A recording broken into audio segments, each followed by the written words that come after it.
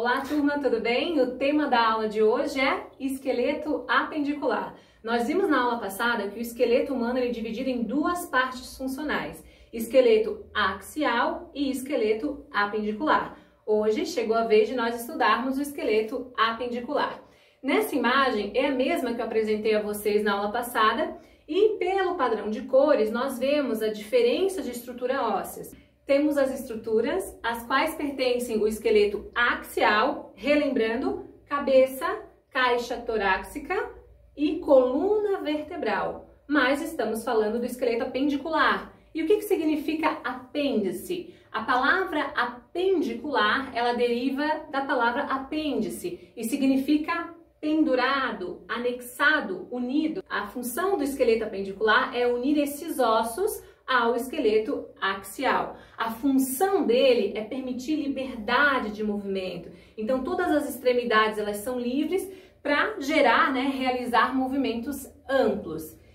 Quais seriam esses ossos, então, que formam o esqueleto apendicular? Nós temos os ossos dos membros superiores, os ossos dos membros inferiores e temos também ossos de apoio que fazem essa conexão entre os ossos do membro superior com o tronco e os ossos do membro inferior também com o tronco. E nós chamamos esses ossos de cíngulo ou cintura. Aqui nessa imagem é apresentado para vocês todos os ossos que pertencem ao membro superior. E nós começamos aqui com a cintura, a chamada cintura escapular. Então nós temos dois ossos, clavícula e escápula. Esses dois ossos fazem a conexão de todos os outros ossos do membro superiores ao esqueleto axial. Temos ainda no braço o osso chamado húmero. Aqui no antebraço temos o osso chamado rádio e ulna. E como que eu vou saber qual dos dois é o rádio e qual dos dois é a ulna? Aqui o Frederico, Frederico, mais uma vez me ajudando na aula, ele está apresentando para vocês, a região anterior do membro superior. Um esqueminha para vocês lembrarem qual é o rádio. Nós temos aqui o polegar. O polegar ele serviria como se fosse uma antena do rádio. Então esse osso que fica nessa região aqui, próximo ao polegar, nós chamamos de rádio. Consequentemente, o outro osso, nessa outra extremidade, nós chamamos de ulna. Ou você pode aprender também que, dada aqui a posição anatômica padrão, com os membros superiores esticados, palma da mão virada para frente, toda essa face anterior voltada para frente, nós vemos que o rádio ele é mais lateral e a ulna ela é medial, ok? Então é outra forma de nós decorarmos a posição do rádio da ulna. Temos ainda no membro superior os ossos de mão. E aí nos ossos da mão nós temos essa particularidade, eu trago essa imagem para vocês, que tem cores diferentes, então fica mais fácil de nós entendermos. Aqui na base da mão nós temos os ossos chamados ossos do carpo. São 8 ossos, cada um deles tem um nome, mas em conjunto eles formam o que nós chamamos de carpo. Nessa região média da mão nós temos os metacarpos. E aqui, os ossos formando os dedos da mão são chamados de falange. Mas como vocês percebem aqui na imagem, nós temos várias falanges. E aí a gente precisa diferenciá-la, por isso que elas têm nomes diferentes. São falanges, porém, podem ser falanges proximais, ou falanges intermediárias, ou falanges distais. Aí tem uma particularidade sobre os ossos da mão que é muito interessante vocês saberem. Nós começamos a contar os dedos da mão a partir do polegar. Então, o polegar é o primeiro dedo, na sequência temos segundo, terceiro, quarto e quinto dedo. E quando eu me refiro a uma fratura de falange, eu preciso dizer ainda qual das falanges, porque temos várias. E não só qual das falanges, qual dos dedos da mão. Vamos supor que você fraturou a falange distal do quinto dedo da mão. Aonde fica? Pensa aí na sua casa. Aonde fica a falange distal do quinto dedo? Aqui. Essa é a falange distal do quinto dedo. Como eu vou saber qual é o quinto dedo? Acabei de apresentar para vocês. Primeiro, segundo, terceiro, quarto, quinto dedo. E eu falei falange distal. Temos a proximal, lembra lá nos termos de posição e direção, que aprendemos em uma das nossas primeiras aulas?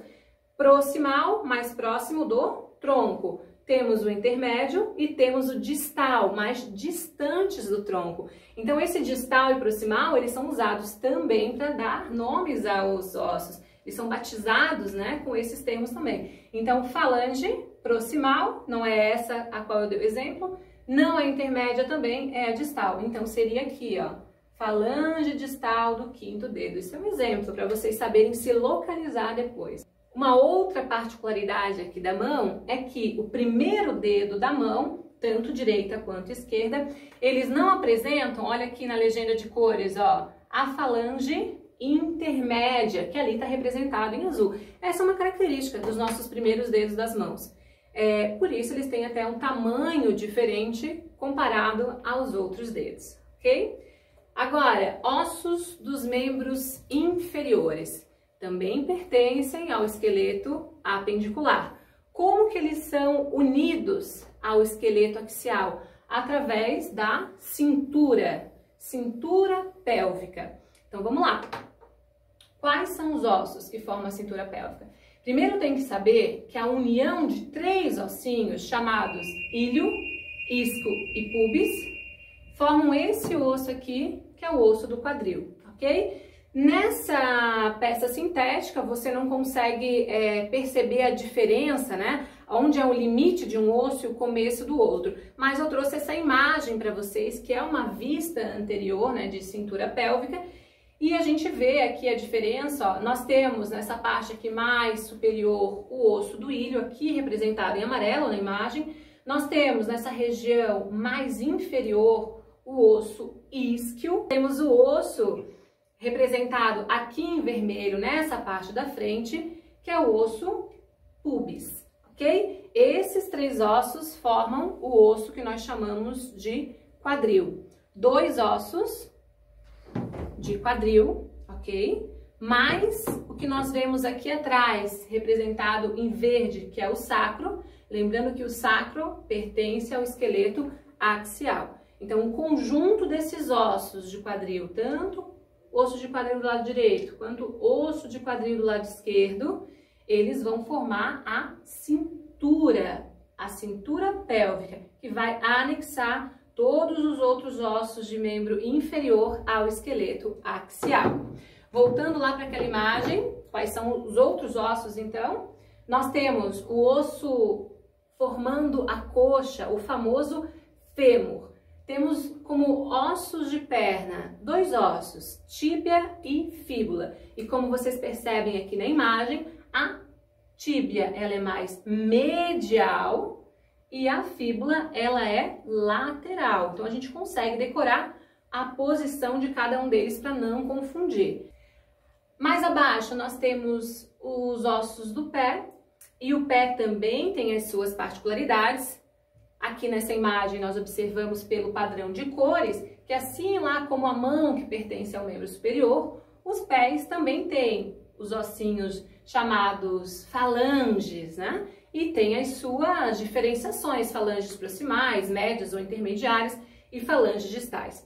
Aqui nessa região mais média do pé, nós chamamos esses ossos de metatarsos. É muito parecido com aqueles ossos lá da mão, mas esses são os metacarpos. Então, nós temos aqui os metatarsos.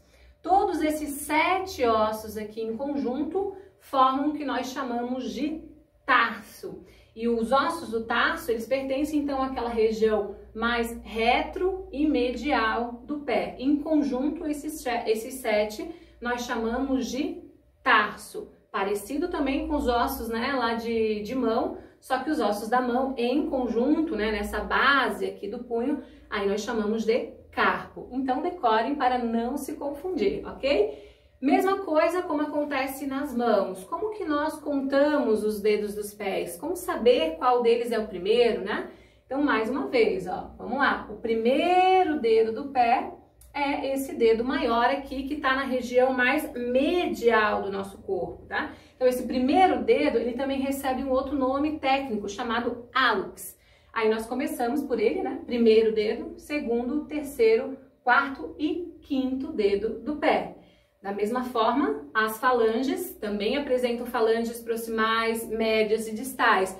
E quando eu me refiro a uma fratura de falange do pé, eu preciso saber qual delas, proximal, intermédia ou distal, e também saber qual dos dedos. Então vamos lá, pensa aí na sua casa, fratura de falange distal do segundo dedo do pé. Qual que é? Pensa aí, vou dar uns segundos para você. E olha aqui a imagem. Aonde que está a falange distal do segundo dedo do pé? Vamos lá? Aqui, ó. Foi isso que você pensou na sua casa? Por quê? Segundo dedo do pé, primeiro, segundo, ok? Temos as três falanges. Pelo padrão de cores, vocês percebem mais aqui em cima, ó, proximal, média, distal, e eu pedi a distal. Então, é exatamente aqui. Agora nós vamos falar sobre a diferença existente entre o esqueleto masculino e o esqueleto feminino.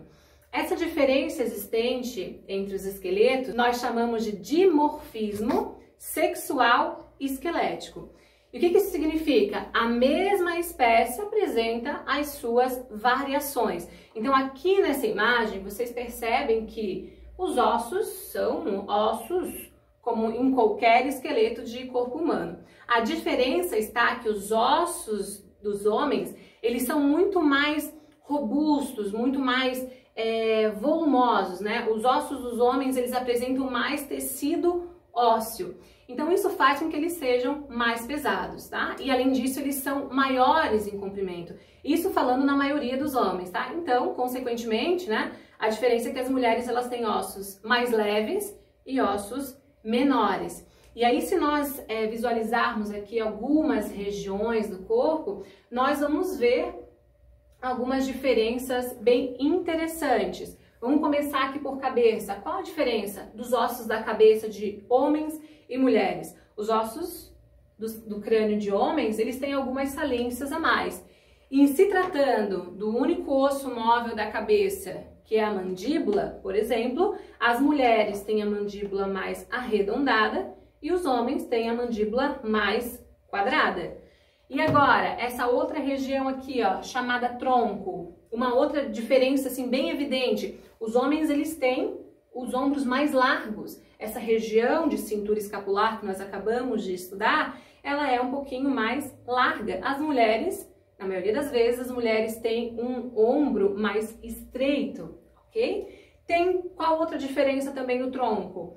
O tórax dos homens é maior, ele é mais abaulado. O tórax das mulheres, ele é menor, mais estreito, mais delicado, por isso que as mulheres têm a cintura mais estreita que os homens.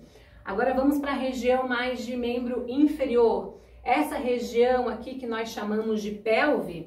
E o que seria pelve? É a união, vamos lá, desses dois ossos de quadril. Nós já vimos que o osso do quadril ele é formado por três outros ossos: íleo, isquio e pubis. Certo? Então temos o osso do quadril direito, o osso do quadril esquerdo e mais essa região de sacro, o osso do sacro, formando o que nós chamamos de pelve. A pelve masculina, ela é muito mais estreita, diferente do que é essa região de cintura escapular. Então a pelve é mais estreita. Nas mulheres, já é o contrário, a pelve é mais larga. E isso favorece, por exemplo, um parto normal. Então, quando a gente pensa em ossos de membro inferiores, nós vemos que os homens, eles têm ossos maiores do que as mulheres. Por isso que, normalmente, os homens, né, em estatura, têm estatura superior do que comparado às outras mulheres. Então, para concluirmos todo esse nosso conteúdo sobre sistema esquelético, vamos falar sobre as funções dos ossos. Um resumo para vocês de tudo isso que nós vimos até aqui. Funções dos ossos. Primeira delas, proteção. Não preciso nem dizer porquê, né? Os ossos protegem órgãos vitais. Pensando aqui no cérebro, por exemplo, que pertence ao sistema nervoso, os ossos do crânio, eles fazem uma proteção como se fosse um capacete e protege de lesões graves nessa região que é tão importante, pertencente ao sistema nervoso. Função mecânica. Mais uma vez, não preciso nem dizer porquê, né? Os ossos, eles permitem essa amplitude de movimento, E mesmo aqueles ossos que não permitem muito movimento, ainda assim, eles permitem o que a gente chama de sustentação do corpo. Então, todos aqueles tecidos moles, como musculatura, por exemplo, eles estão sendo sustentados e estruturados pelo sistema esquelético. Se nós não tivéssemos um esqueleto, nós rastejaríamos, né? Então, essa não é a intenção. Se tivéssemos apenas o sistema muscular, nós não nos conheceríamos como ser humano como a gente se conhece. E por fim, uma outra função do sistema esquelético é a função metabólica. Ele é reserva de cálcio. Nós conversamos lá nas nossas primeiras aulas que 99% do cálcio do corpo ele está na forma de hidroxiapatita, formando ali aquela matriz mineral óssea que é o tecido ósseo. Se nós precisarmos de cálcio para contração muscular, para coagulação sanguínea, por exemplo, o que o corpo faz? Através do feedback negativo, para manter a homeostase, ele retira esse cálcio dos ossos, direciona para onde tem que ir, para outro sistema, e claro que depois, né, posteriormente, esse cálcio ele é reposto também nos nossos ossos. Produção de células sanguíneas, nós vimos que nas epífises dos ossos longos há um afastamento e nessa região nós temos o depósito de um tecido que é um tecido hematopoético, ou seja, ele produz células sanguíneas, né? E essas células elas são extremamente importantes, que vão compor, né, o nosso sangue. Algumas delas responsáveis pela imunidade, outras responsáveis ali pelo transporte de oxigênio ou pela coagulação sanguínea. E então, para concluir, essas três funções são as principais, as três funções básicas do sistema esquelético. Certo, turma? Muito obrigada. Nos vemos na próxima aula.